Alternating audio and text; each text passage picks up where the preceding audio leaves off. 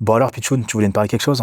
Ouais, franchement, j'en ai marre parce que naturellement, j'ai une posture hyper moche. J'ai les épaules hyper en avant. J'arrive pas à les me laisser en place. Je suis toute la journée en train d'essayer de me forcer, à me dire dans ma tête, Déborah, redresse les épaules, mets-les en arrière. Du coup, je me force. Donc, je comprends pas vraiment ce que je dois faire. Même après, au niveau du dos aussi, j'ai des gros problèmes. Dû mon activité avant, que vu que j'étais militaire, à porter du poids, j'ai toujours eu le dos assez fragile. Après, là, avec ma grossesse des jumeaux, j'avais pris 22 kilos.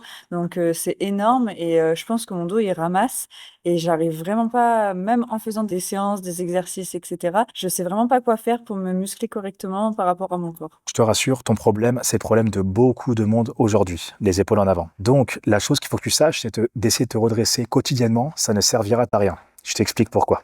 Le problème, c'est pas ta posture en soi, mais c'est un déséquilibre musculaire que tu as. Quand tu as les épaules vers l'avant, c'est que tu as les muscles du dos qui sont trop faibles et qui sont pas assez renforcés. Donc juste me redresser, ça sert à rien. Non, ce qu'il faut que tu fasses, c'est de renforcer ton dos au maximum. Est-ce que quand tu vas à la salle, tu travailles souvent le dos? J'essaie de faire au moins une fois la semaine. Ok, alors je vais te remontrer une routine aujourd'hui qu'on va faire ensemble, que tu feras durant les 6 prochaines semaines. Et ensuite, on verra le résultat.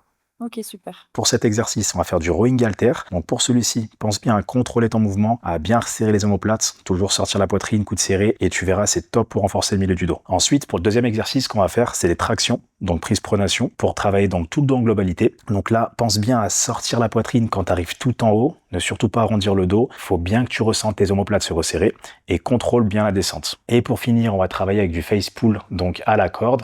Là, veille bien à lever les coudes le plus possible, tout en gardant les épaules relâchées. Et donc, c'est un complément très important avec le dos. Au niveau des séries et des répétitions, pour les deux premiers exos pour le dos, tu vas faire 4 séries de 12 à 15 répétitions par exercice.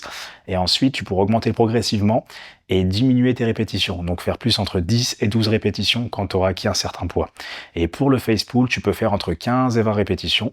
Et là, tu peux seulement faire 3 séries vu que c'est un petit muscle, ça suffira amplement. Ok, alors merci pour tous tes conseils, mais du coup, maintenant, je sais que à la place de forcer à me tenir droite, je vais me forcer à faire plus de séances du dos à la salle. Plus d'exercices, exactement.